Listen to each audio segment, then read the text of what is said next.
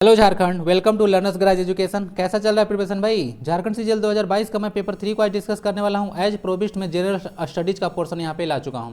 ठीक है, मैं बोला था कि झारखंड जीके और जनरल स्टडीज का पोर्शन लाऊंगा, तो मैं यहां पे ला चुका हूं। जनरल स्टडीज से 30 क्वेश्चन आपके आने वाले हैं। तो अब तक आप लोगों ने क्या देखा? आप लोगों ने देखा कि अभी तो 30 क्वेश्चन आप देख सकते हैं। 20 क्वेश्चन मैं साइंस का प्रोवाइड करा रहा हूँ, 20 क्वेश्चन मैं आपका कंप्यूटर का प्रोवाइड करा रहा हूँ। तो यहाँ से 70 क्वेश्चन आपके ये हो गए और मैं झारखंड जीके का 40 क्वेश्चन जल्दी ला रहा हूँ। तो आपका हो गया टोटल 110 क्वेश्चन। बाकी एप्टीट्यूड का 20 क्वेश्चन और रीजनिंग का 20 क्वेश्चन आप लोग देख लीजिएगा। टोटल 150 क्वेश्चन आपको पूछा जाएगा, आपको अच्छे से पता होगा। ठीक है, सब में नेगेटिव मार्किंग है। बार बार क्वेश्चन आप लोग पूछ रहे हैं कि सब में नेगेटिव मार्किंग है तीनों पेपर में। ठीक है, पेपर 1 के लिए ज़्यादा टेंशन लेना नहीं है। आप लोग जाके चैनल के प्लेलिस्ट में जाके आप लोग हिंदी और इंग्लिश का रिवाइज कीजिए, बहुत अच्छे से वहाँ पे बताया गया है, कोई टेंशन नहीं होगा। ठीक है, निकल जाएगा। ठीक है, अच्छा से निकल जाएगा। अकॉर्डिंग टू सिलेबस मैं वहाँ पे अच्छा प्रोवाइड करा रहा हूँ, आप लोग जाके उसको देख लीजिएगा। और बाकी जहाँ तक बात होता है झारखंड का, तो वो जल्दी आ जाएगा, टेंशन मत लीजिए। ताकि और यहाँ से देखिए जनरल स्टडी का यह पार्ट नंबर 1 है। सीरीज को कंटिन्यू रहेगा। सीरीज शुरू करने में थोड़ा सा टाइम लगता है, ठीक है, उसके बाद कंटिन्यू चलते रहता है। तो आज के पार्ट में देखिएगा आप लोग कि झारखंड के ही कुछ जीएसएससी के एग्जाम से कुछ प्रीवियस ईयर क्वेश्चन है और कुछ और भी क्वेश्चन है। बहुत अच्छे लेवल का आपका जीएसएससी सीजीएल से आप अच्छे लेवल का क्वेश्चन का अपेक्षा कर सकते हैं। ठीक है, बहुत अच्छा लेवल का क्वेश्चन पूछा जाता है यहाँ से, नॉर्मल टाइप का नहीं पूछा जाता है। ठीक है, तो आप लोग देखिएगा कैसा कैसा क्वेश्चन है आज। और बाकी आगे बढ़ने से पहले चैनल को जरूर सब्सक्राइब कीजिए, वीडियो को लाइक कीजिएगा। कोई फीडबैक होगा या कोई प्रॉब्लम होगा तो आप लोग जो है कमेंट बॉक्स में बता दीजिएगा। ठीक है, जल्दी आपको एक ईमेल प्रोवाइड करा दूंगा, क्वेरी का ईमेल, उस पर आप लोग ईमेल कीजिएगा तो आपका क्वेरी का सोल्यूशन अब हमें दे दूंगा। तो चलिए शुरू करते हैं आज के वीडियो को। पार्ट नंबर 1 बकवास बहुत ज़्यादा हो गया। क्वेश्चन नंबर 1 आता है। क्वेश्चन नंबर 1 में आपको बताना है कि कौन सा सुमेलित नहीं है। यह पार्ट आप लोग देख सकते हैं, इसमें पद का नाम है और कितना साल चाहिए होता है। तो इसमें बताइए कि कौन सुमेलित नहीं है। लोकसभा के लिए बोला जा रहा है 25 ईयर चाहिए, राज्यसभा के लिए 28 चाहिए, पंचायत चुनाव के लिए 21 ईयर चाहिए और उपराष्ट्रपति के लिए 35 चाहिए। तो क्या सही है और क्या गलत है, सोचिए अभी। पता है, तो राज्यसभा के लिए देखिए 28 ईयर नहीं चाहिए होता है। राज्यसभा के लिए हम लोग को 30 ईयर चाहिए होता है। अगर राज्यसभा का कोई मेंबर बनना है तो उसको 30 ईयर्स होना चाहिए, अदरवाइज नहीं होगा। अब बात करते हैं हम लोग राज्यसभा के बारे में और लोकसभा के बारे में। राज्यसभा को थोड़ा पढ़ा लिखा हाउस बोला जाता है और लोकसभा को जो है थोड़ा सा लोअर हाउस होता है। ठीक है, तो आप उतना ज़्यादा पढ़े लिखे नहीं होते हैं। राज्यसभा में प्रेसिडेंट जो है 12 मेंबर को नॉमिनेट कर सकते हैं, लोकसभा में 2 मेंबर को नॉमिनेट कर सकते हैं। याद रखिएगा, इसके बारे में इंपॉर्टेंट क्वेश्चन यहाँ से बनता है। और जो है हम लोग, चलिए क्वेश्चन अभी बता देता हूँ, थोड़ा सा डिस्कस कर देता हूँ। देखिएगा, वोटिंग एज जो होता है वो कितना होता है? वोटिंग एज होता है कोई भी 18 साल का। ठीक है, अगर पंचायत और म्यूनिसिपैलिटी का चुनाव होता है, आप लोग देखे होंगे पंचायत म्यूनिसिपैलिटी, आपका याद है ना 73rd और 74th कॉन्स्टिट्यूशन अमेंडमेंट, जिसमें पंचायत और म्यूनिसिपैलिटी लाया गया था। तो उसके लिए 21 ईयर चाहिए होता है। ठीक है, और एक बात और याद रखिएगा कि अगर उसके बाद अगर आपको, जैसे कि लोकसभा का चुनाव है, किसका है? लोकसभा का चुनाव है। तो लोकसभा बोले चाहे प्रधानमंत्री बोले चाहे आपका जो सांसद होते हैं, सब एक ही मतलब एक ही कैटेगरी के हैं, तो उनको 25 ईयर होता है। ठीक है, विधायक भी आप लोग आ सकता है। ठीक है, तो सब होता है 25 ईयर, क्योंकि विधानसभा का चुनाव के लिए भी 25 ईयर चाहिए होता है। उसके बाद अगर आप लोग देखिएगा कि यहाँ से आप लोग देखिए कि राज्यसभा के लिए आप लोग को 30 ईयर चाहिए होता है, जो कि गलती मेंशन कर दिया था 28 ईयर वहाँ पे। ठीक है, तो आपका देखिएगा राज्यसभा के लिए 30 ईयर चाहिए और उसके बाद जो है आपका 35 ईयर चाहिए होता है प्रेसिडेंट और वाइस प्रेसिडेंट के लिए। आप लोगों को एक चीज़ पता है, जो आपका जो चीफ जस्टिस ऑफ इंडिया होते हैं उनके लिए कितना ईयर चाहिए होता है, बताइएगा ज़रा। तो यही सारा चीज़ है, आप लोग इसको ध्यान से देख लीजिएगा। 28 ईयर्स है, तो ये सारा कुछ चीज़ याद रखिएगा ना, सारा एज वगैरह पूछा जाता है। बाकी करंट में अभी लोकसभा का स्ट्रेंथ 543 है, 45 नहीं है, भूल जाइएगा। 2 जो एंग्लो इंडियन का सीट था उसको अभी कॉन्स्टिट्यूशन अमेंडमेंट करके हाल ही में हटा दिया गया है, समझ में आ गया। तो 543 है और अभी जो 543 का क्राइटेरिया मतलब देखा जा रहा है कि जितना सारा सीट्स है 2026 तक अभी यथा स्थिति में रहेगा। 2026 में इसको फिर से अगर रिसफल किया जाएगा, देखते हैं कि क्या होता है। ठीक है, 2026 तक अभी सीट जो है चेंज नहीं होगा। ठीक है, तो ये सारा चीज़ें हैं, इसको याद रखिएगा। मूव करते हैं नेक्स्ट क्वेश्चन की ओर। नेक्स्ट क्वेश्चन है, राज्यसभा के 1 ऑफिशियल चेयरमैन के रूप में कौन कार्य करते हैं? ठीक है, तो राज्यसभा के 1 ऑफिशियल चेयरमैन का मतलब क्या होता है, चेयरमैन का मतलब क्या होता है बताता हूं। जैसे कि कोई अगर पार्टिकुलर पोस्ट पर बैठता है तो उस पोस्ट का मालिक अपने आप बन जाता है। जैसे कि आप लोग देखे होंगे एनडीसी, नेशनल डेवलपमेंट काउंसिल, उसका अध्यक्ष हमेशा प्राइम मिनिस्टर होते हैं। कोई भी अगर प्राइम मिनिस्टर बने तो एनडीसी का काउंसिल जो होता है 1982 में उसका इस्टेब्लिशमेंट हुआ था, उसका अध्यक्ष बन जाते हैं। तो यही होता है 1 ऑफिशियल चेयरमैन होना। बात समझ में आ गया? चलिए इरेज करता हूँ इसको। तो अब देखिए 100 ऑफिशियल चेयरमैन कौन होते हैं? राज्यसभा, राज्यसभा मतलब अपर हाउस, ठीक है। तो अपर हाउस कौन होते हैं? उपराष्ट्रपति, विपक्ष के नेता होते हैं लोकसभा में, लोकसभा का अध्यक्ष होते हैं, या भारत के राष्ट्रपति होते हैं। तो आपका सही आंसर ए होगा, भारत के उपराष्ट्रपति, ठीक है। भारत के उपराष्ट्रपति होते हैं, एक ऑफिशियल चेयरमैन होते हैं राज्यसभा के। कोई भी आदमी जो है से अगर उपराष्ट्रपति बनते हैं हमारे, ठीक है, तो तुरंत से आपके बन जाएंगे, आपके लोकसभा के चेयरमैन राज्यसभा के चेयरमैन बन जाएंगे, सॉरी, ठीक है। तो राज्यसभा का चेयरमैन बन जाते हैं, ठीक है। प्रेसिडेंट के लिए जो है से रिमूवल, प्रेसिडेंट के लिए इम्पीचमेंट वर्ड का यूज होता है, और जो वाइस प्रेसिडेंट होते हैं उनके लिए रिमूवल प्रोसेस का यूज होता है, समझते हैं ना, महाभियोग। तो याद रखिए क्वेश्चन एक इंपोर्टेंट बनता है यहाँ से, ठीक है। तो बाकी सारा चीज़ तो बता ही दिया। मनी बिल को सिर्फ लोकसभा में लाया जाता है, सब क्वेश्चन वगैरह कोई पूछता है। एक होता है ना पब्लिक अकाउंट कमेटी, याद रखिएगा ना, यहाँ से थोड़ा सा याद रखिएगा। पब्लिक अकाउंट कमेटी में टोटल 22 मेंबर होते हैं, 15 मेंबर लोकसभा से और 7 मेंबर राज्यसभा से होते हैं, ठीक है। तो इसको याद रखिएगा पब्लिक अकाउंट कमेटी के बारे में, ठीक है। लोक लेखा समिति आप जिसको हिंदी में बोलते हैं, ठीक है। और कैग को हम लोग the guardian of public purse भी बोला जाता है, ठीक है। कैग जो आर्टिकल 148 से लेकर 151 तक मेंशन है, ठीक है। तो समझ चुके होंगे 100 ऑफिशियल चेयरमैन के बारे में, यही हो गया, ठीक है। और एक चीज़ और, भारत के उपराष्ट्रपति को कोई वेतन नहीं मिलता है, तो भाई कैसे जिंदगी चलता है? उनको वेतन मिलता है 100 ऑफिशियल चेयरमैन होने के कारण।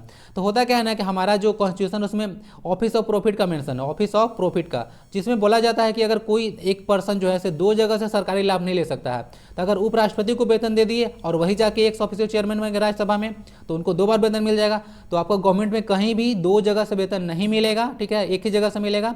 तो इसीलिए उनको 100 ऑफिशियल चेयरमैन होने के चलते वेतन मिलता है, उपराष्ट्रपति होने के चलते वेतन नहीं मिलता है। तो बहुत इंपॉर्टेंट क्वेश्चन है। अभी उपराष्ट्रपति को नहीं पता है कि अभी भूल गए। एम वेंकैया नायडू है।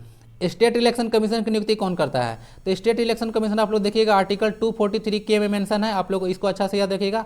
तो 243 के मेंशन है, और ऐसे देखिएगा इलेक्शन कमीशन आपका आर्टिकल जो है 324 से लेकर 329 तक मेंशन है, याद रखिएगा। पार्ट 15 में आता है यह, ठीक है, पार्ट 15, तो इसको याद रखिएगा। तो ये स्टेट इलेक्शन कमीशन के बारे में है और स्टेट इलेक्शन कमीशन के बारे में है। पहले क्वेश्चन डिस्कस करता हूँ, उसमें बहुत सारा क्वेश्चन मैं बताऊंगा। फिर स्टेट इलेक्शन कमीशन के कमिश्नर होता है, देखिए ना कमीशन हो गया, यहाँ पे होना चाहिए था एक्चुअली में कमिश्नर, ठीक है।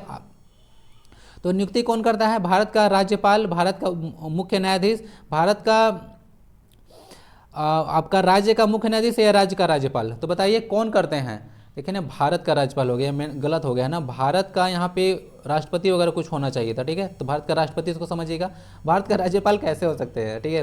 राज्य का राज्यपाल तो कौन नियुक्ति करता है? स्टेट इलेक्शन कमिश्नर का। तो याद रखिएगा स्टेट इलेक्शन जो कमिश्नर होता है आयुक्त, उसका नियुक्ति जो है राज्य का राज्यपाल करते हैं, ठीक है, राज्य का राज्यपाल करते हैं। तो इसको याद रखिएगा, ठीक है, सारा मेंशन कर दिया मैं यहाँ पे। चलिए अब कुछ बात करते हैं। इलेक्शन कमीशन और जो स्टेट इलेक्शन कमिश्नर है एक कॉन्स्टिट्यूशनल बॉडी है, यानी कि संविधान में इसका मेंशन है, ठीक है। इलेक्शन कमीशन ऑफ इंडिया जो है 25 जनवरी 1950 को मेंशन मतलब अस्तित्व में आया था, इसी के चलते 25 जनवरी का हम लोग नेशनल वोटर्स डे मनाते हैं, ठीक है। चलिए अब थोड़ा सा बात करते हैं कि स्टेट इलेक्शन कमिश्नर जो है कमीशन है किसका किसका इलेक्शन कराता है, और जो इलेक्शन कमिश्नर है नेशनल इलेक्शन कमीशन जिसको आप बोलते हैं किसका किसका चुनाव कराता है। तो स्टेट इलेक्शन कमीशन जो है पंचायत और म्यूनिसिपैलिटी का चुनाव कराता है, याद रखिएगा पंचायत और म्यूनिसिपैलिटी का चुनाव स्टेट इलेक्शन कमीशन के अंतर्गत होता है, ठीक है। तो इसको याद रखिएगा। दूसरी बात है नेशनल इलेक्शन कमीशन किसका किसका चुनाव कराते हैं? प्रेसिडेंट का, देखिएगा आप लोग, प्रेसिडेंट का, वाइस प्रेसिडेंट का, और मतलब यही होगा प्रेसिडेंट और वाइस प्रेसिडेंट का जितना चुनाव होता है, लोकसभा वगैरह का चुनाव होता है, राज्यसभा का चुनाव होता है, प्लस में मतलब लोकसभा राज्यसभा में सब आ गया, ठीक है। उसके बाद जो आप लोग देखे होंगे जनरली जो आप लोग मेंबर ऑफ पार्लियामेंट वगैरह होते हैं, ठीक है, सांसद वगैरह, वो सब तो लोकसभा के मेंबर होता है, और एमएलए जो होता है वो स्टेट लेजिस्लेचर का होता है। तो सारा स्टेट लेजिस्लेचर हो गया, ठीक है, लोकसभा हो गया, सबका चुनाव स्टेट मतलब नेशनल इलेक्शन कमिश्नर ही कराते हैं, ठीक है। तो इसके बारे में याद रखिएगा, ओके। और स्टेट में जो करवाते हैं वो पंचायत और म्यूनिसिपैलिटी का चुनाव होता है, आपको याद होगा, ठीक है। पंचायत और म्यूनिसिपैलिटी याद है ना, 73rd और 74th कॉन्स्टिट्यूशन अमेंडमेंट किया गया था, तो उसी के चलते यह अस्तित्व में आया था पंचायत और म्यूनिसिपैलिटीज। तो ये सारी चीज़ याद रखिएगा ना, क्वेश्चन आ सकते हैं। तो आपका आंसर क्या हो गया? आपका आंसर हो गया राज्य का राज्यपाल स्टेट इलेक्शन कमिश्नर की नियुक्ति करते हैं। चुनाव आयुक्त ऐसा ही क्वेश्चन आया था ना, डेटो क्वेश्चन ऐसे ही आया था, इसीलिए इसको मैं चेंज नहीं किया, ठीक है। ये जेएसएससी का ही क्वेश्चन है, ठीक है। तो देख लीजिए कितना अच्छा क्वेश्चन है। निम्नलिखित तो भाषाओं में से किसे मगधी के रूप में जाना जाता है? मराठी, मलयालम, मैथिली या पाली? बताइए।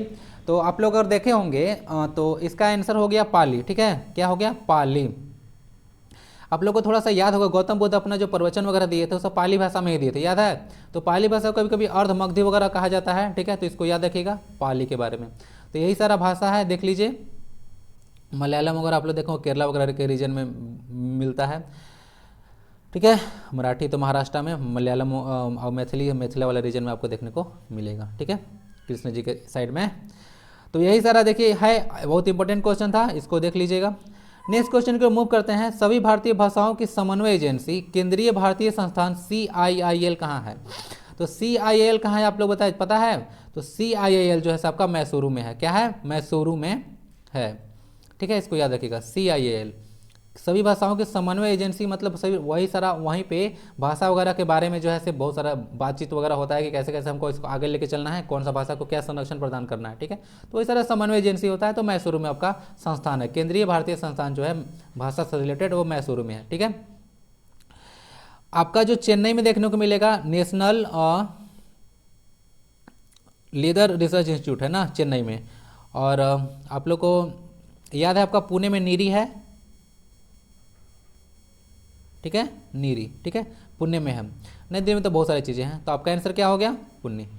अरे आंसर हो गया मैसूरू। समझ चुके होंगे, तो याद रखिएगा, डायरेक्ट सीजीएल में क्वेश्चन आया था। नेक्स्ट क्वेश्चन आता है, हिंदी का मौलिक लेखन को बढ़ावा देने के लिए भारत के प्रकाशन प्रभाग ने, ठीक है, किन पुरस्कारों की शुरुआत की है? तो बाकी भारत का प्रकाशन प्रभाग जो है, ठीक है, आपका जो है से भारतेंदु पुरस्कार की शुरुआत की थी, ठीक है। कौन है? भारतेंदु जो पुरस्कार है उसका शुरुआत किया गया था, ताकि हिंदी के मौलिक लेखन में हिंदी को बढ़ावा दिया जा सके। पता है ना, आप लोग को पहले ही बता चुका हूँ, 14 सितंबर को हम लोग वर्ल्ड मतलब हिंदी डे मनाते हैं ना, हिंदी डे। और वर्ल्ड हिंदी डे तो हम लोग 10 जनवरी को मनाते हैं। 14 नवंबर जो है से 1949 को इंडिया में हिंदी को अडॉप्ट किया गया था, आप लोग को अच्छे से बता चुका हूँ पहले भी। और भारत का कोई नेशनल लैंग्वेज नहीं है, हिंदी को ऑफिशियल लैंग्वेज यहाँ पे दर्जा दिया गया है, ठीक है। अनब्रेकेबल जो है से आप बताइए किसकी आत्मकथा है? राहुल द्रविड़, वसीम अकरम, MS धोनी या मैरी कॉम? तो देखिए ये अनब्रेकेबल जो है से मैरी कॉम से है। मैरी कॉम एक बॉक्सिंग से रिलेटेड एक प्लेयर हैं, ठीक है, नॉर्थ ईस्ट से आते हैं। बताइए तो जो मैरी कॉम है नॉर्थ स्टेट के, जो नॉर्थ ईस्ट जो है स्टेट्स है उसमें से कहाँ से आते हैं मैरी कॉम? उनका स्टेट का नाम बताइएगा जरा। चलिए, वसीम अकरम जो है से पाकिस्तानी प्लेयर है। अब इनको किंग ऑफ रिवर स्विम कहा जाता है ना। MS धोनी का तो मूवी बन चुका है, MS Dhoni the alter story, ठीक है। कुछ कुछ प्लेयर्स हैं उनके जो है से आत्मकथा याद रखिएगा, जैसे कि सचिन तेंदुलकर जी हैं, उनका याद रखिएगा playing it my way, playing it my way, playing it my way book लिख, मतलब उनका आत्मकथा है। एक याद रखिएगा युवराज सिंह का, वो लिखे हैं the test of my life. कौन लिखे हैं? The test of my life ना, the test of my life लिखे हैं। कौन? आपका युवराज सिंह का है, ठीक है, युवराज सिंह। पता है ना, 6 लगाए थे, 6 टाइम 6 यही है, ठीक है। और यहाँ पे राहुल द्रविड़ जी हैं, तो राहुल द्रविड़ एक बुक लिखे थे टाइमलेस स्टील, तो इनके बारे में भी याद रखिएगा, ठीक है। तो सारा कुछ कुछ बुक हो गया, तो आई होप कि समझ में आ चुका होगा। तो बुक से क्वेश्चन मेंशन कर रखा है, क्वेश्चन आएगा ही ये क्वेश्चन।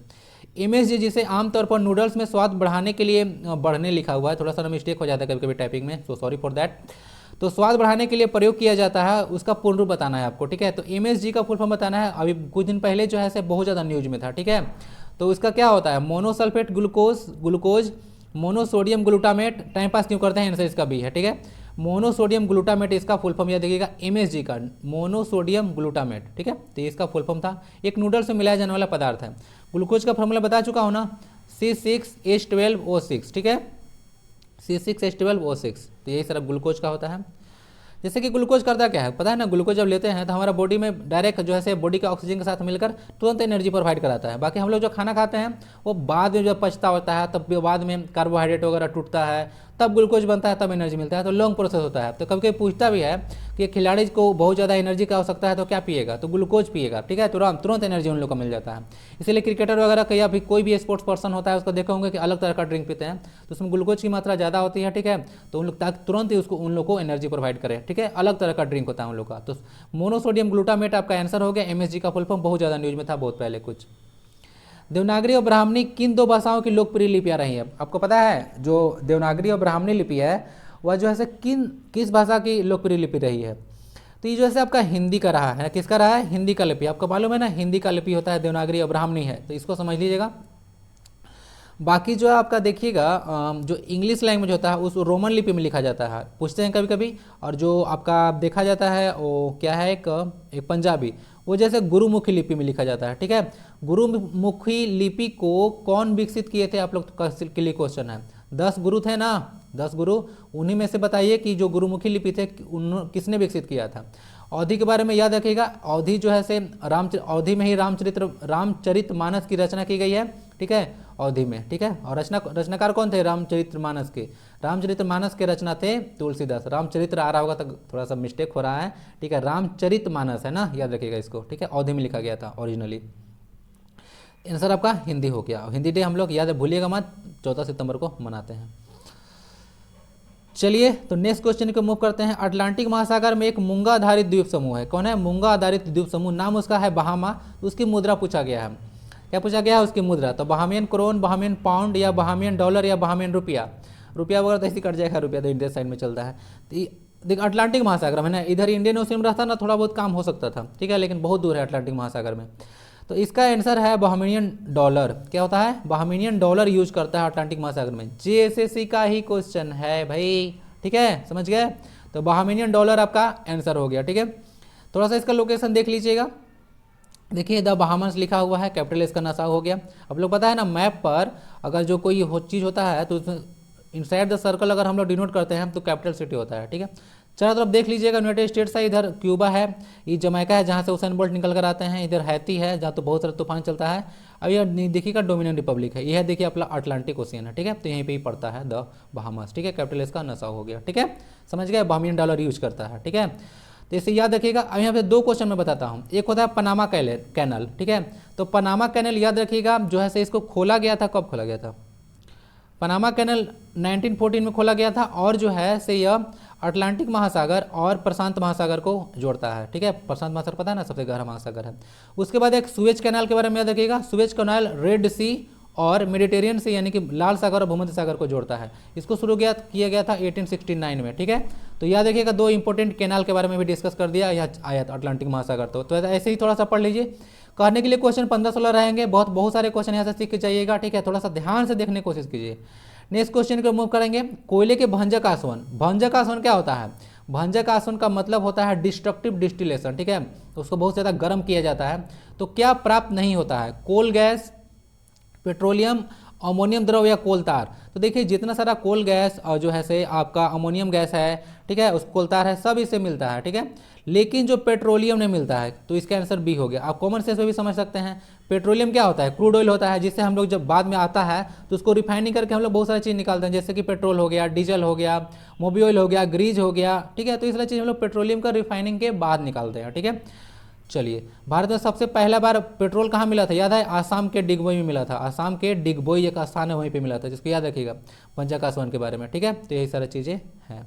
कोयला टोटल आप लोग याद है ना, टोटल 4 तरह का होता है आपका। पहले होता है पीट, लिग्नाइट, बिटुमिनस और एंथ्रासाइट। एंथ्रासाइट में कार्बन की मात्रा सबसे ज़्यादा होता है, ठीक है, लगभग कहिएगा कि 95% से लेकर 97% तक कोल की मात्रा होती है, ठीक है। तो ये सबसे शुद्ध माना जाता है कोयला, और सबसे अच्छा क्वालिटी का यही है, ठीक है, एंथ्रासाइट, ठीक है। चलिए, तो ये सारा कुछ हो गया, आंसर आपका पेट्रोलियम हो गया। बाकी सारी चीज़ कोयले के बारे में डिस्कस कर ही दिया। भंजक आसवन होता बताया ना, उसको बहुत ज़्यादा दहन किया जाता है, गर्म किया जाता है, उसको जलाया जाता है, तो ये सारा चीज़ प्राप्त होता है, ठीक है। लेकिन पेट्रोलियम तो प्राप्त नहीं होता है, पेट्रोलियम में अलग ही खनिज है, ठीक है। चलिए,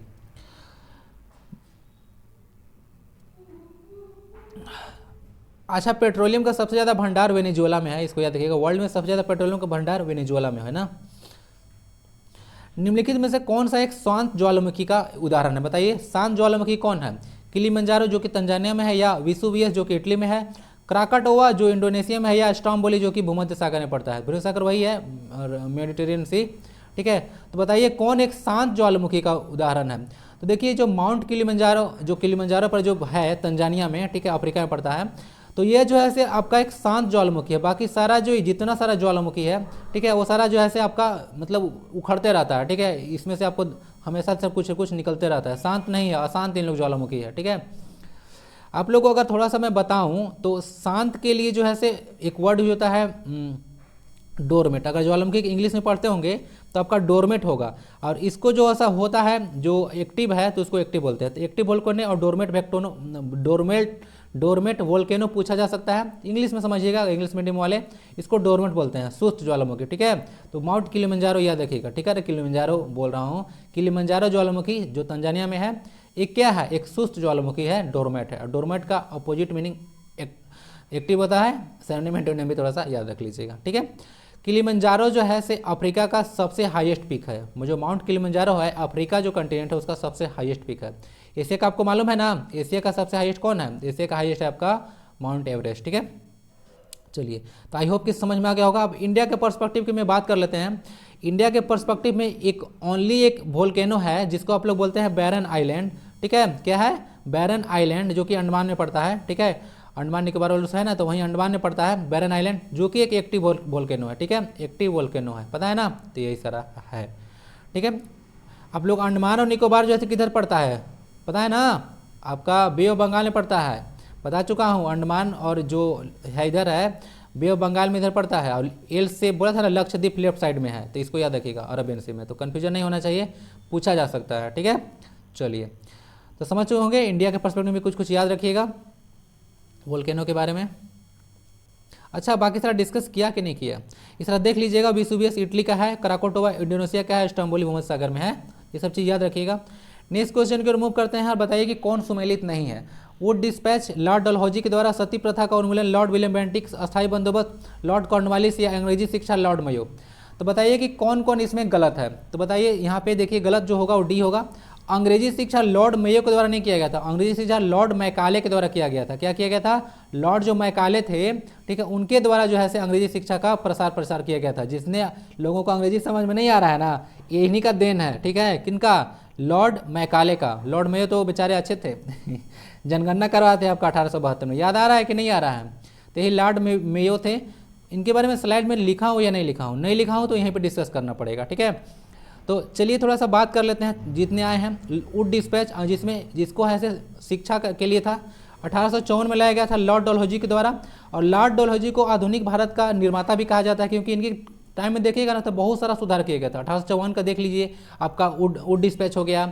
उसके बाद 1853 में ट्रेन चलाया गया था, टेलीग्राम सर्विस भी किया गया था शुरुआत इनके द्वारा। तो मतलब बहुत सारा जो है इनके द्वारा काम किया गया था ऐसा, जिसके चलते इनको आधुनिक भारत का निर्माता भी बोला जाता है। ठीक है, सती प्रथा का उन्मूलन पता है लॉर्ड विलियम बेंटिक थे उनके टाइम में, 1928-29 याद है ना आपको, 29 वाला टाइम, तो वही है, लॉर्ड विलियम बेंटिक थे उस समय। और ये जो है से राजा राम मोहन राय के साथ मिलकर ये काम किए थे। और राजा राम मोहन राय जो है से क्या किए थे, आपका ब्रह्मा समाज की स्थापना किए थे। किसका? ब्रह्मा समाज की स्थापना किए थे।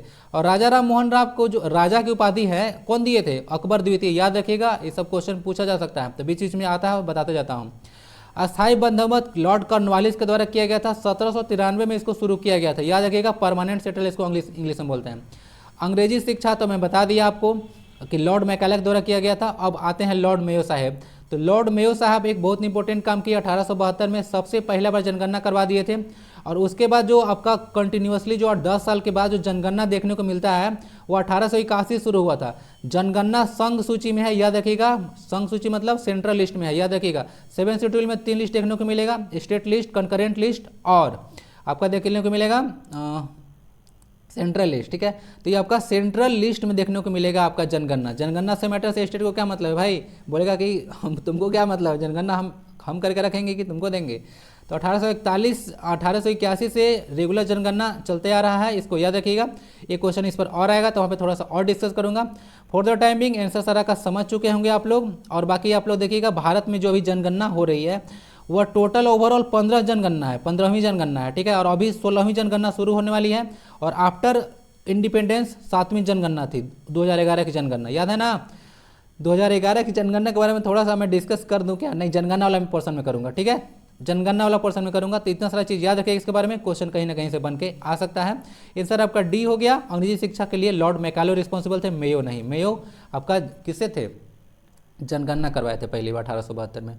राज्य विधानसभा में अधिकतम संख्या कितनी हो सकती है? आप लोगों को पता है कि राज्य विधानसभा होता है, उसमें अधिकतम संख्या और जो ऐसा न्यूनतम संख्या का प्रोविजन हमारे संविधान में है। कुछ कुछ स्टेट जो है एक्सेप्शन में है, तो उनके बारे में बात करूंगा। लेकिन 500 से ज़्यादा जो है इसका आंसर याद रखिएगा, 500 से ज़्यादा संख्या नहीं हो सकता है विधानसभा में, ठीक है ना। विधानसभा आप जानते हो ना, विधानसभा, अरे भाई लेजिस्लेटिव असेंबली, कहाँ टेंशन में फंस जा रहे हैं आप लोग। तो 500 हो गया। अब देखिए थोड़ा सा यहाँ पे चर्चा कर लेते हैं संविधान में प्रोविजन के बारे में।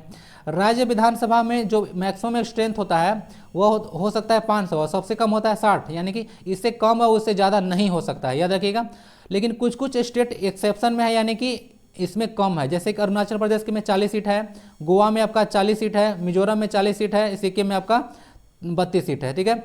इसको याद करने के लिए ट्रिक एक याद रखिएगा, अ मैसेज याद रहेगा, अ मैसेज याद रखिएगा थोड़ा सा, ठीक है।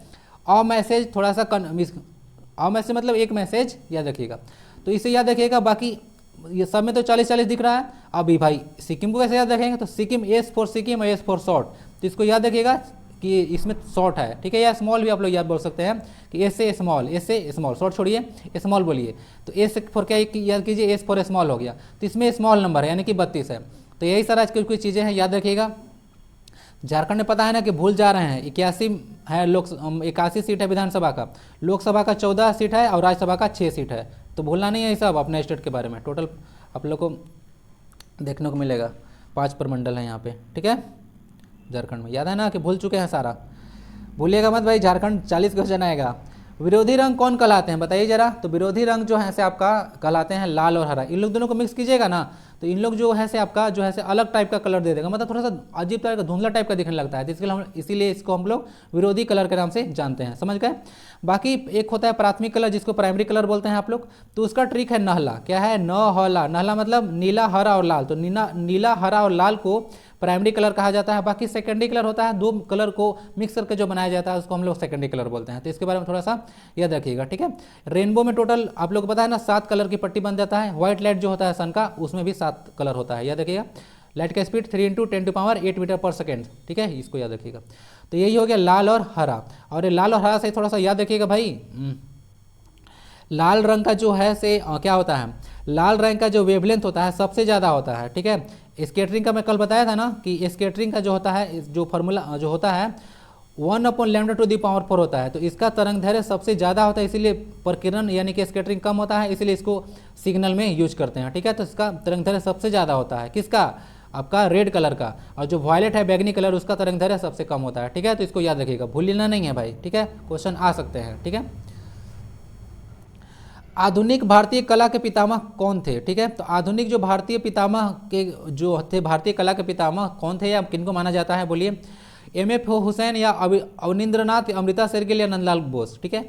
तो देखिए इसका आंसर आपका अवनिंद्रनाथ है, ठीक है, अवनिंद्रनाथ। तो इसको इनके बारे में याद रखिएगा, आधुनिक भारतीय कला के पितामह की कहा जाता है। बहुत सारा पेंटिंग वगैरह बनाए थे। और एक पूछा जाता है कि एक भारत माता का जो पेंटिंग था, ठीक है, भारत माता का जो पेंटिंग था यही अवनिंद्रनाथ ही बनाए थे। बंगाल से बिलोंग करते हैं, बंगाल मतलब वेस्ट बंगाल के बारे में बात कर रहा हूँ, तो वहीं से बिलोंग करते हैं, ठीक है। तो इनके बारे में याद रखिएगा। और फेमस क्वेश्चन है आपका, भारत माता का जो प्रसिद्ध चित्र था वो अवनिंद्रनाथ बनाए थे। तो आधुनिक भारतीय कला का पितामह इनको कहा जाता है। नेक्स्ट क्वेश्चन को रिमूव करते हैं और नेक्स्ट क्वेश्चन आपको सबसे मतलब अच्छा क्वेश्चन इसको बोल सकते हैं, टफ क्वेश्चन इसको बोल सकते हैं, ठीक है। चलिए बात करते हैं थोड़ा सा इसको, मैं जब आपको आंसर बताऊंगा तो बताऊंगा कि इसको याद कैसे रखना है, रटना नहीं है। देखिए आपको कालानुक्रम में व्यवस्थित करना है, यानी कि कौन पहले हुआ और कौन बाद में हुआ उसको आपको सजाना है। ऐसा क्वेश्चन आता है, पहले पहाड़ी शैली, मुगल शैली, कंपनी शैली या बंगाली शैली, क्या क्या, देखिए कौन आगे पीछे आया था। तो इसका आंसर मैं बताता हूँ। सबसे पहले आपका आया था मुगल शैली। कौन आया था, आंसर आपका बी हो जाएगा ना। सबसे पहले मुगल शैली आया था। आप लोग देखोगे कि मुगल का पीरियड कब था, याद है ना आपको, मुगल काल 1526 में हुआ था, ठीक है। तो और 26 से लेकर 30 तक, ठीक है, ये आपका किसका रेन था, बाबर का रेन था, ठीक है, बाबर का। और बाबरे के द्वारा जो है से मुगल शैली को विकसित किया गया था, ठीक है। तो 1526 में हुआ, तो यानी कि 16वीं शताब्दी हो गया। उसके बाद देखिएगा जो पहाड़ी शैली है, ठीक है, पहाड़ी शैली है वो आपका आया था 17वीं शताब्दी में। कब आया था, 17वीं शताब्दी में आया था। उसके बाद अगर कंपनी के बारे में थोड़ा सा आपको आइडिया होगा तो कंपनी रूल करना शुरू किया था, आपको याद होगा, 18वीं शताब्दी में। तो ऐसे समझ सकते हैं। और बंगाल समझिएगा सबसे पीछे हुआ 19वीं शताब्दी में। तो थोड़ा सा आपको टाइम पीरियड के बारे में आइडिया होगा तो क्वेश्चन आराम से बन जाएगा, ठीक है। मुगल के बारे में पता है ना, 1500 से स्टार्ट हुआ था, 1526 से बाबर और इब्राहिम लोदी के बीच में जो वार हुआ था पानीपत का फर्स्ट, तो वहाँ से निकल के आया था। तो वहाँ से निकल के आया था मुगल शैली बाबर के टाइम में ही। तो 1526 से 30 के बीच इनको विकसित किया गया था। फिर पहाड़ी शैली आया आपका 16वीं शताब्दी में। फिर आपका जो है से आया आपका कंपनी शैली, जो कि अंग्रेज वगैरह का टाइम में था। आप लोग मालूम है ना, चिकनकारी वगैरह, पेंटिंग वगैरह। चिकनकारी कौन लाई थी मालूम है आपको? चिकनकारी जो है से नूरजहां लाई थी, जो जहांगीर की वाइफ थी। ठीक है, चलिए ये हो गया। और बाकी लास्ट में आपका बंगाल शैली हो गया 19वीं शताब्दी में। तो यही सारा चीज़ इसको देख लीजिएगा, रटना नहीं है, थोड़ा सा समझ में आ जाएगा। ठीक है, तो यही सारा रटना नहीं है। मुगल शैली सबसे पहले आया था। ठीक है, और लास्ट में बंगाल, पहाड़ देख लीजिएगा और कंपनी आप लोग देख लिया। ठीक है, तो यही सारा क्वेश्चन था, इसको अच्छा से याद रखिएगा। नेक्स्ट क्वेश्चन को मूव करते हैं। ठुमरी गायिका गिरजा देवी, गिरजा देवी का नाम सुने हैं? ठुमरी गायिका हैं। तो इनका संबंध किस घराने से है? लखनऊ, बनारस, रामपुर या जयपुर घराना? तो ये जो है इनका जो संबंध है वह बनारस घराने से बिलोंग करते हैं। किससे?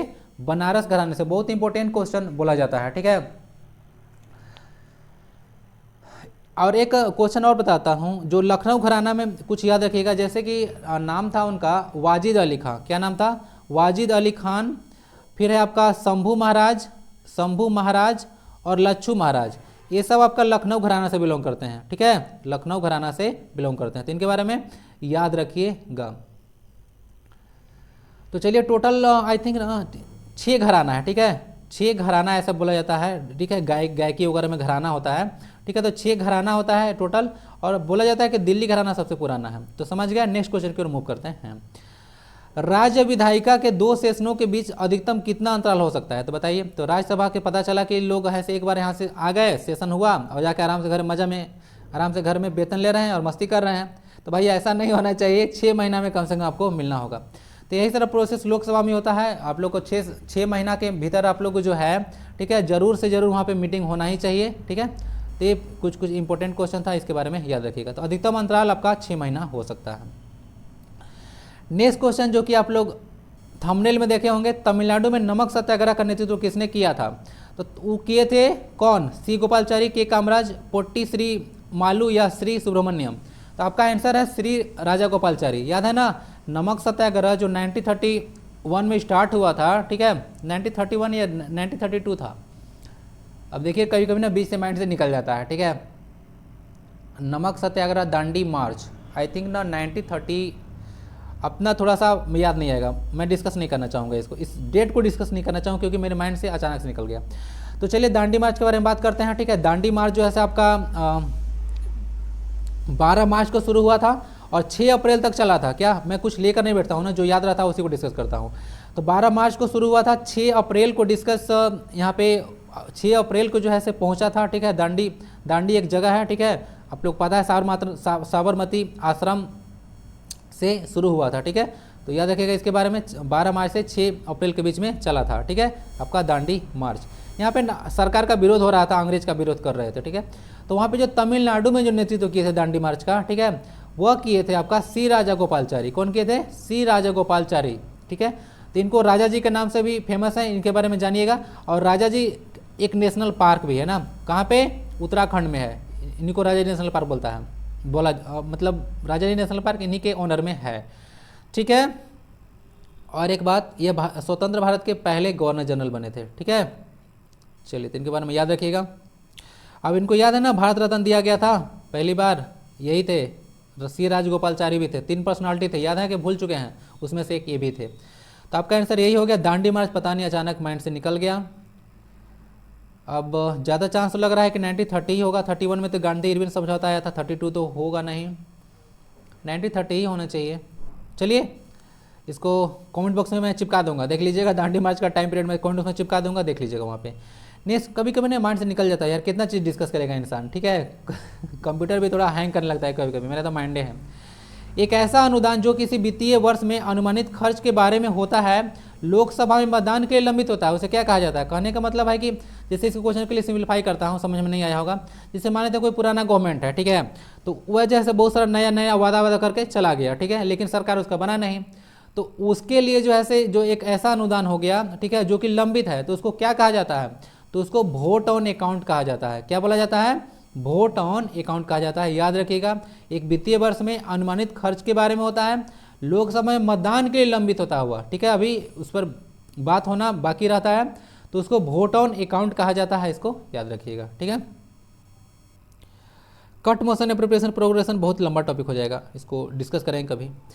आधुनिक जनगणना, देखिए आधुनिक जनगणना सर्वप्रथम 18वीं सदी में कहाँ से प्रारंभ हुआ था? तो देखिए जो जनगणना जो है से 18वीं सदी में सबसे पहले प्रारंभ हुआ था वह इंग्लैंड से प्रारंभ हुआ था, पता है ना, इंग्लैंड से प्रारंभ हुआ था। और इंग्लैंड में ही सबसे पहला बार औद्योगिक क्रांति हुआ था, यानी कि इंडस्ट्रियल रिवॉल्यूशन सबसे पहले इंग्लैंड से स्टार्ट हुआ था। चलिए इसीलिए तो आप लोग देखोगे 18वीं शताब्दी में हुआ था, ठीक है। उसके बाद जो है से अंग्रेज जो है से इंडिया में भी जनगणना करवाए थे 1872 में, ठीक है, पहला बार बताया था ना। तो चलिए यही सारा चीज़ है, इसके बारे में याद रखिएगा, यही तरह जनगणना के बारे में था। तो इंग्लैंड से सबसे पहले शुरू हुआ था। बाकी आप लोग देखिएगा जनगणना बाबर के टाइम में मतलब मुगल काल में भी आप लोग को देखने को मिलेगा, और बहुत सारा मतलब पुराने टाइम में भी आप लोग इंडिया का हिस्ट्री में भी देखिएगा तो आप लोग को जनगणना मिल जाएगा, ठीक है। चलिए अब जनगणना के बारे में बात आ गई है तो थोड़ा सा बात करते हैं यहाँ से। विश्व जनसंख्या दिवस हम लोग कब मनाते हैं, याद है? 7 जुलाई को मनाते हैं ना, विश्व जनसंख्या दिवस 7 जुलाई था ना, किसी भी भूल गया? वर्ल्ड पॉपुलेशन डे 7 जुलाई, बहुत मुश्किल है भाई जीके ला रखना, ठीक है। तो 7 जुलाई याद रखिएगा, हम लोग वर्ल्ड पॉपुलेशन डे मनाते हैं। ये वर्ल्ड पॉपुलेशन 7 जुलाई नहीं मनाते हैं, तो MS धोनी का लग रहा है बर्थडे है, क्या था, इरेज करता हूँ इसको, वर्ल्ड लिटरेसी डे 7 जुलाई ही था शायद, पता नहीं। तो आज ना 2 क्वेश्चन में भूल गए यहाँ से, तो देख लीजिएगा इसको। ये दोनों क्वेश्चन को मैं कमेंट बॉक्स में चिपका दूंगा, माइंड से अचानक से निकल जाता है। विश्व जनसंख्या दिवस 7 जुलाई ही था या कुछ और था, छोड़िए। अब जनगणना के बारे में बात आया है तो मैं अभी बात कर रहा था कि जो अभी जनगणना होने वाली है भारत की 15वीं जनगणना है, लेकिन अगर हम बात करें इंडिपेंडेंस के बाद 7वीं जनगणना है। भारत में जनसंख्या वृद्धि दर 17.8% है, याद रखिएगा, लगभग 17%, मतलब 0.8% जनसंख्या वृद्धि दशक की वृद्धि दर है, और इतना तो हो ही गया। विश्व में दूसरी सबसे बड़ी जनसंख्या वाले हम लोग देश है ना। चलिए भारत में लैंड कितना है, 2.42% है ना पूरा वर्ल्ड का, यही सारा है। तो चलिए हो गया, यही सारी चीज़ डिस्कस करना था आप लोगों के साथ। 7 जुलाई ही होना चाहिए, पता नहीं क्या था, भूल गया, चलिए जो भी हो। तो यही सारी क्वेश्चन था, कुछ ही तो मैं भूल गया, तो आज तो मैं नहीं कहूँगा कि मैं बहुत अच्छा डिस्कस किया, सॉरी फॉर दैट। तो बाकी आप लोग स्वस्थ रहे, मस्त रहे, पढ़ाई लिखाई में व्यस्त रहे, मिलते हैं नेक्स्ट वीडियो में, तब तक के लिए वंदे भारतम।